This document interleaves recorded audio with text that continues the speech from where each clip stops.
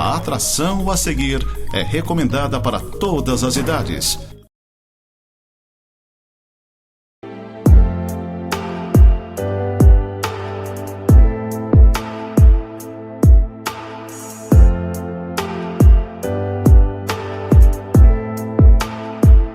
Olá, gente amada, gente querida, com muita alegria, com muito prazer, adentramos a sua casa, em meio à sua família, para entregar a você mais um programa Momento de Santidade. E hoje, de uma maneira muito especial, estou aqui ladeado da minha querida pastora Lucy, a nossa pastora amada, tem nos ajudado na igreja e tem sido uma alegria, uma satisfação muito grande caminhar com ela, juntamente com seu esposo Cláudio, que também é pastor na igreja. É uma satisfação, pastora Lucy, uma honra. Seja bem-vinda a este programa. Muito obrigada. Olá, gente. É um prazer estar aqui. Queremos juntos trazer uma palavra que está no nosso coração. E é uma alegria, um prazer estar nesse lugar.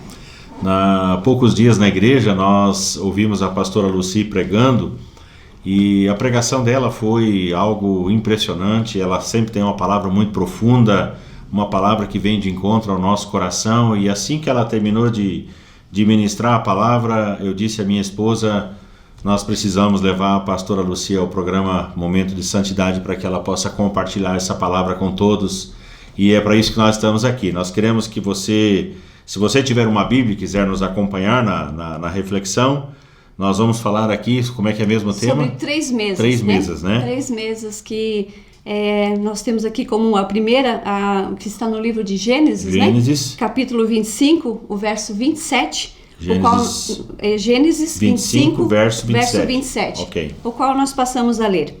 Cresceram os meninos, Esaú saiu perito caçador, homem do campo, Jacó, porém, homem pacato, habitava em tendas. Versículo 29, tinha Jacó feito um cozinhado, quando esmorecido, veio do campo Esaú. Ele disse, peço-te que me deixes comer um pouco desse cozinhado vermelho, pois estou esmorecido. Daí chamar-se Edom. Disse Jacó, vende-me primeiro o teu direito de primogenitura. Ele respondeu, estou a ponto de morrer. De que me aproveitará o direito de primogenitura?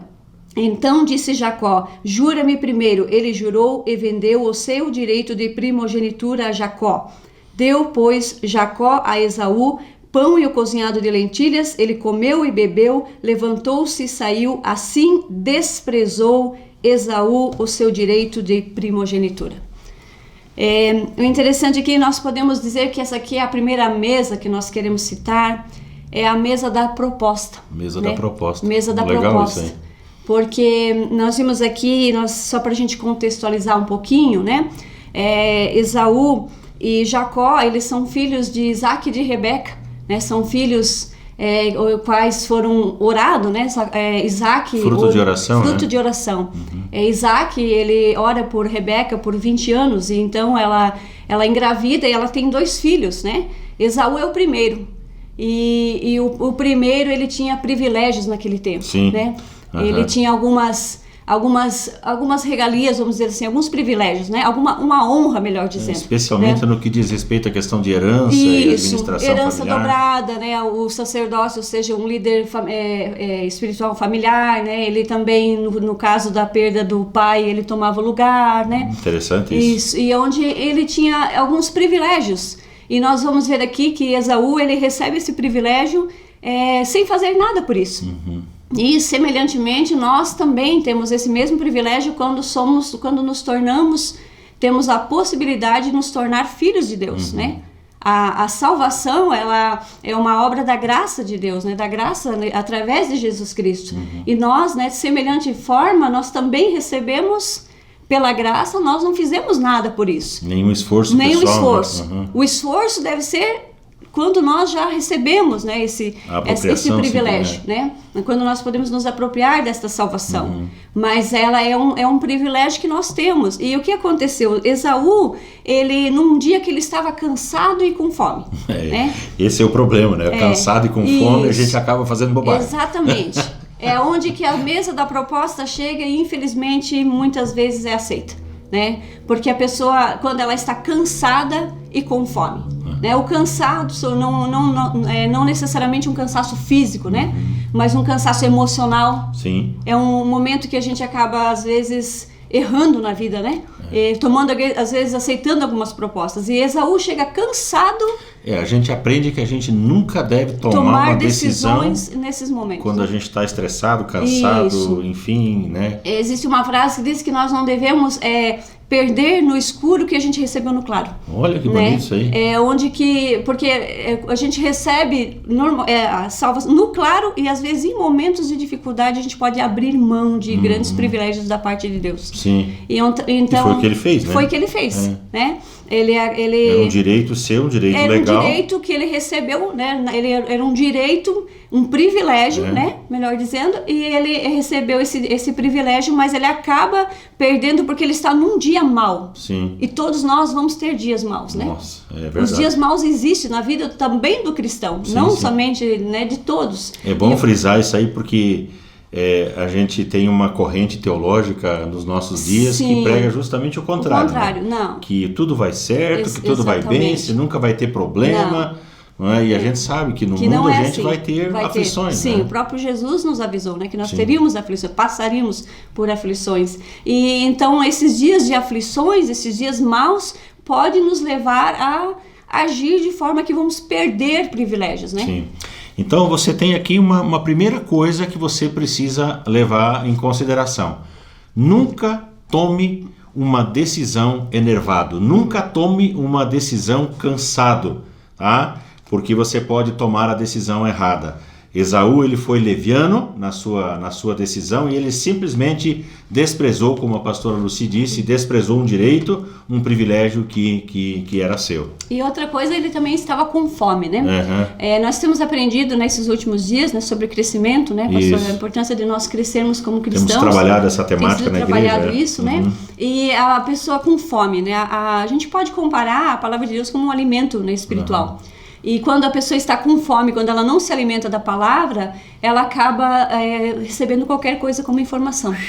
Verdade. Né? Quando ela não está cheia da palavra de Deus, infelizmente hoje em dia a gente tem, até como foi citado, hoje em dia as pessoas elas comem, aliás, vivem para comer. Comem qualquer coisa, no sentido espiritual. Sim, exato. Né? Na semana passada, o pastor Marcos ainda ministrou sobre a questão de a gente se tornar cristãos berianos, né? Berianos, que vão aqueles à palavra, que vão, que investigam, palavra, aqueles isso. que avaliam o que está sendo pregado e vão realmente comprovar se a Bíblia fala sobre isso, né? E hoje em dia a falta desse alimento espiritual está tornando as pessoas famintas, né? Há essa necessidade que infelizmente acaba qualquer coisa que se prega se crê. Por quê? Porque não tem ali a pessoa não está alimentada espiritualmente para poder discernir. Isso a gente aprende aqui com Esaú, né? Ele, exatamente. Ele, faminto, ele comeu qualquer coisa. Comeu qualquer coisa. O que ofereceram para ele ali, né? Um prato, foi o que... E ele troca, vamos dizer assim, algo eterno. Exatamente. Por algo transitório, né? Algo que, que seria simplesmente comida. Exatamente. Mas ali, digamos, uma coisa tão simples, e ele está tão tomado por aquilo que ele não consegue discernir, né? Sim. Ele não consegue perceber que ele está fazendo uma troca e, infelizmente, isso pode acontecer na nossa vida, né? E a gente vai ver que depois Esaú, ele se arrepende, mas não tem mais oportunidade. Sim, então, já estava feito, né? Estava feito, né? Então tem coisas na nossa vida que às vezes tem um preço muito caro, né? É interessante que a gente muitas vezes fala que Jacó, ele usurpou, né? Mas na verdade ele comprou, vamos dizer assim, ele foi... ainda que de maneira leviana, mas ele comprou um direito. Depois as coisas precisaram ser feitas de forma, né, como tinha que ser, né? Mas ele foi um oportunista ali, né? Foi, verdade. Ele foi um oportunista e Esaú ficou muito chateado depois, muito bravo. A gente conhece a história, né? Mas, na verdade, ele tomou uma atitude, ele desprezou, né? Tá. Então essa é a primeira mesa, né? Sim, essa é a primeira mesa. E o que então nós aprendemos nessa primeira mesa? Para fazer um resumo, para o nosso povo entender melhor. Sim, o que nós aprendemos nessa primeira mesa é que em dias maus nós vamos ter propostas, né? Nós vamos ter propostas para desistir, né? Muitas vezes a gente vai abandonar algumas coisas, podemos abandonar não a vida cristã primeiramente, mas a gente abandona um ministério, não dá, eu estou cansado, né? E a importância de a gente não abandonar o que Deus nos entregou. Sim. Né? Preste bem atenção nisso, isso aqui é importante. O que Deus nos entregou precisa ser mantido, apesar das dificuldades. Ainda que venham as dificuldades, ainda que venha o tempo, né? Ainda que venha o cansaço. Porque a gente vai ter dias de cansaço, dias maus, e a gente tem que permanecer firme naquilo que Deus nos deu. Né? Ainda que venham os dias de escuridão, vamos dizer assim, de dificuldade, a gente precisa se lembrar do que Deus nos deu na luz. Verdade. Né? A segunda mesa sobre a qual nós vamos discorrer um pouquinho está no livro de Daniel. Né? Daniel, primeiro capítulo. Isso. Daniel, no capítulo 1, né, para nós resumirmos aqui, eles estavam, o povo de Judá, né, o povo foi levado cativo para a Babilônia, né, como um juízo de Deus, né, Deus trabalhando, Deus em consequência do pecado que a nação isso. vinha vivendo, o profeta avisava, o inimigo do norte vem, vai levar vocês cativos se vocês não se arrependerem, e o povo não deu ouvidos, e isso acabou acontecendo. Sim, então diz, né, que primeiramente então foi levada a primeira leva, leva. E nessa primeira leva, além das algumas coisas que estavam na casa de Deus, utensílios da casa de Deus, o rei Nabucodonosor, ele também pede que leve pessoas especiais, digamos os assim, sábios, né? Os sábios, né? E no versículo 3 vai dizer isso, né? Capítulo 1, versículo 3 diz: Livro de Daniel, 1º capítulo, verso de número 3. Disse o rei a Aspenaz, chefe dos seus eunucos, que trouxesse alguns dos filhos de Israel, tanto da linhagem real como dos nobres, jovens sem nenhum defeito, de boa aparência, instruídos em toda sabedoria, doutos em ciência, versados no conhecimento e que fossem competentes para assistirem no palácio do rei. Eles ensinassem a cultura e a língua dos caldeus. Então, nesta leva vai, entre muitos, né, está ali 4 homens, 4 jovens, né? E é interessante que a gente precisa lembrar sempre que eles estão classificados como estes, né? Sim, entre os sábios. Entre os sábios, né? Então eles eram, digamos nobres, assim, vamos dizer assim, que havia, apesar de eles estar sendo levados cativos, eles tinham um certo privilégio, né? Sim. Por sua inteligência. Isso, eles eram vistos de forma diferenciada. E eles vão, então, para aquele lugar, né, com essa visão, só que Daniel tem uma postura, né? Ele, apesar de eles estarem naquele lugar, ele se mantém firme. E no versículo 5 vai dizer assim: determinou-lhes o rei a ração diária das finas iguarias da mesa real e do vinho que ele bebia, e que assim fosse mantido por 3 anos, ao cabo dos quais assistiriam diante do rei. Ou seja, todos os dias foi determinado que eles comessem o mesmo alimento, a mesma mesa que o rei tinha. Isso, que o rei comia, era dado a eles, né? Exatamente. Só que naquela mesa, certamente tinha algumas coisas que não era permitido pela lei judaica. Né? Provavelmente. E também eu creio que ali Daniel não queria aceitar um favor do rei. Ele já estava também limitando algumas coisas, né? Sim. Ele já estava se posicionando, né? A importância de se posicionar, né? Na verdade, o que a gente percebe é que esse Daniel e os seus amigos, eles tinham princípios. Tinham princípios, e valores que eles não queriam macular. E é onde que a gente quer chegar, né? No versículo 8... diz: resolveu Daniel firmemente não contaminar-se com as finas iguarias do rei, nem com o vinho que ele bebia. Então pediu ao chefe dos eunucos que ele permitisse não contaminar-se. Então a ênfase aqui é a questão de Daniel, ele resolver, né? Ele tomar uma decisão, que é onde que as mudanças, eu creio que realmente ocorrem na nossa vida.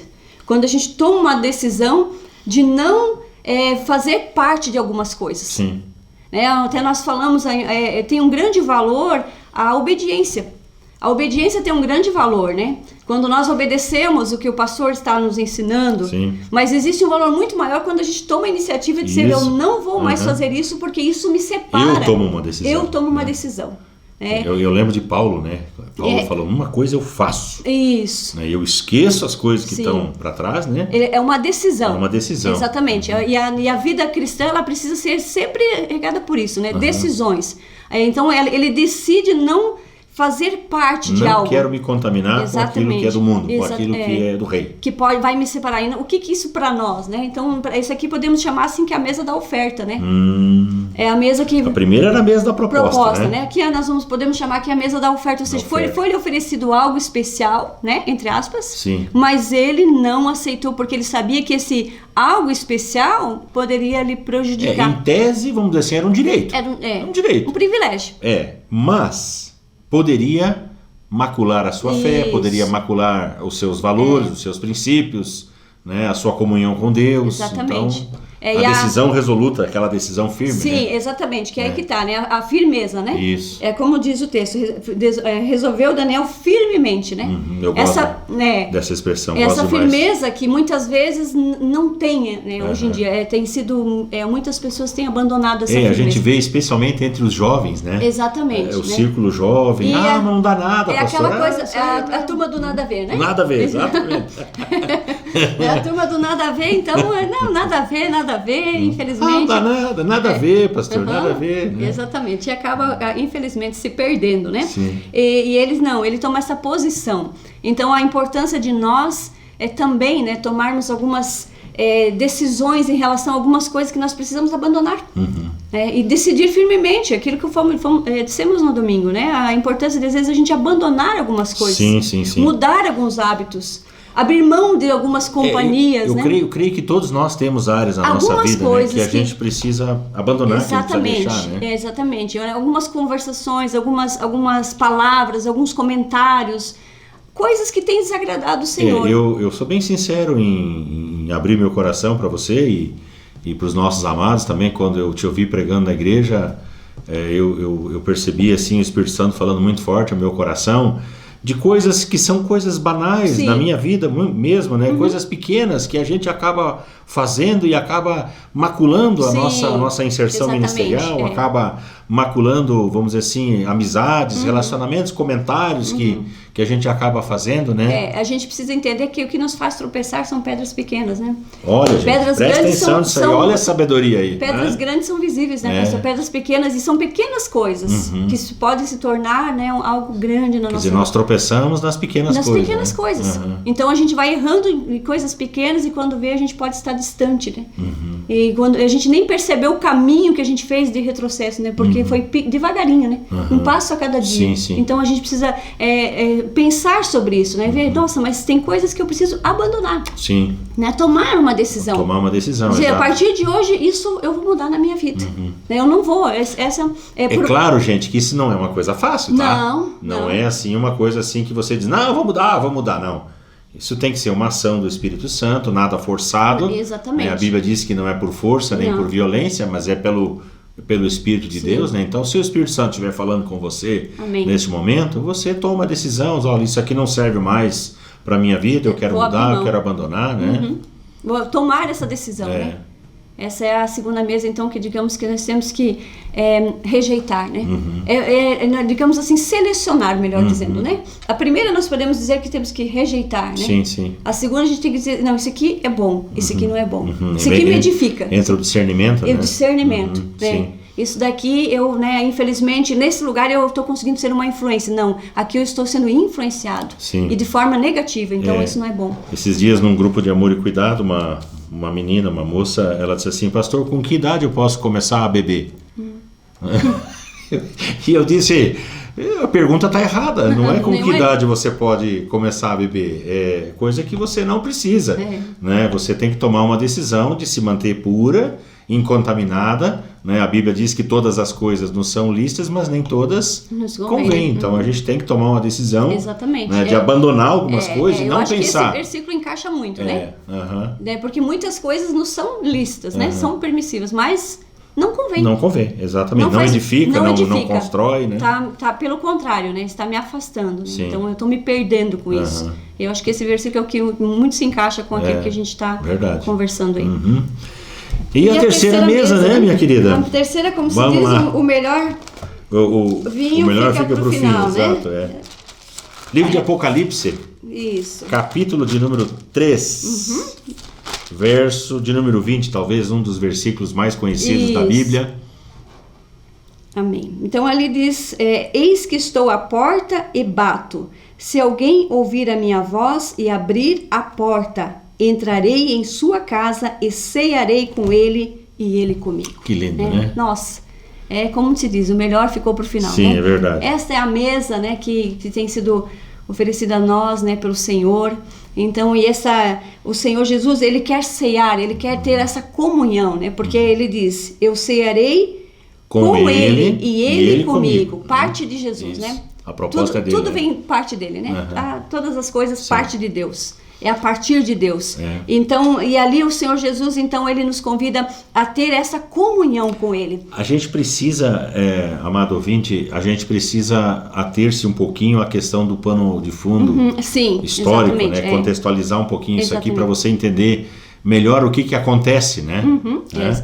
É porque nós podemos dizer, né? Porque essa igreja aqui na visão dispensacionalista é a igreja dos nossos dias, dos né? nossos dias, né? E a igreja que no versículo 17, né? Ela diz, estou rico e abastado e não preciso de coisa alguma. Mas Jesus diz, né? E nem sabes que tu és infeliz, sim, miserável, pobre, cego e nu. É o retrato da igreja de hoje, né? Uma igreja que tem tudo e ao mesmo tempo não tem nada. Exatamente, é uma igreja que se considera diferente do que Jesus está vendo, né? Ela se vê de um ângulo que Jesus não vê ela dessa forma. Exato, e deixa Jesus lá fora, né? Exatamente. Deixa Jesus de fora. Outro ponto que nós vimos falar. Jesus está à porta, né? Traseado, está para o lado de fora, Isso, né? Ou seja, e assim também é a condição do Senhor Jesus na vida de todo ser humano até ele ter esse encontro com o Senhor, né? Ele está para o lado de fora na vida de todos, né? Sim. Ele bate na porta e é necessário então a gente ouvir a sua voz, né? Prestar atenção no que tem sido, os convites que têm sido feitos a nós e abrir essa porta, né? Exato. Essa mesa aqui é a principal mesa. Exatamente. É a mesa da comunhão, é a mesa da intimidade, é a mesa que o Senhor Jesus oferece de relacionamento com Ele. E nós queremos deixar isso para você. Nós queremos deixar essa mensagem de que você pode se achegar a essa mesa, não importa a forma como você esteja, importante é o que vai acontecer depois de você cear com o Senhor. Mas do jeito que você estiver, você pode achegar-se a essa mesa, você vai encontrar um Senhor Jesus que te ama, um Senhor Jesus que te recebe, você vai encontrar o perdão, a graça e o favor do Pai, o favor de Deus. Você pode simplesmente abrir a porta e dizer, sim, Senhor, então entra e vem cear, vem mudar a minha vida, vem mudar a minha história, né? Então é isso que nós queremos deixar para você. Pense nisso com todo amor, com todo carinho. Né? Agradeço a pastora Lucy pelo amor, pela disposição de chegar aqui, abrir o seu coração e abrir a palavra e repartir essa palavra tão linda e tão maravilhosa, tão profunda nas nossas vidas. Nós vamos orar, a pastora Lucy vai orar conosco e eu volto logo em seguida. Amém. Amado Deus, nós te agradecemos por esta oportunidade e cremos, Senhor Deus, que o Senhor semeou esta palavra no coração de muitos, Pai. Amém. Cremos, Senhor Deus, que esta palavra alcançará os corações que o Senhor tem como propósito. Assim cremos. Pedimos, Senhor Deus, em nome de Jesus, que Tu possas estar quebrando todas as barreiras. E nós queremos, Senhor Deus, ó Pai, nos alegrar na Tua presença e declarar que queremos estar nesta comunhão, desta terceira mesa, ceando contigo o tempo todo, Amém. Pai, estando em comunhão com o Senhor. Em nome de Jesus, nós te agradecemos por tudo e te glorificamos. Amém. Amém. Então, gente bacana, que Deus abençoe. Obrigado pelo privilégio. Se você quiser nos conhecer, Casa do Pai, Igreja do Nazareno em Lages, Rua Mário Ribeiro Ramos, 253, bairro São Cristóvão. Venha nos fazer uma visita, venha nos conhecer, venha andar conosco. E como eu sempre digo aqui, se você for de uma outra localidade, procure uma igreja que zele pela Bíblia, que zele pela palavra, insira-se nessa igreja, seja edificado, ame as pessoas que lá estão, você vai ver o quanto a sua vida vai mudar certamente, em nome de Jesus, tá bom? Deus abençoe, fiquem todos na paz do Senhor.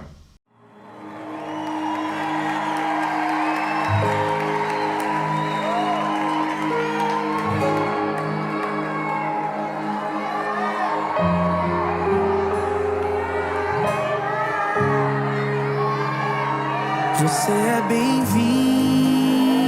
aqui.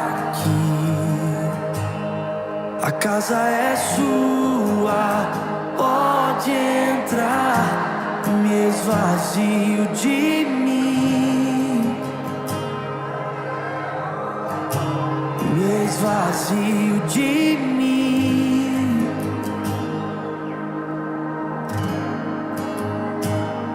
Sopra o teu vento aqui, toma o teu trono, vem reinar. Nós queremos te ouvir. Oh, nós queremos te ouvir.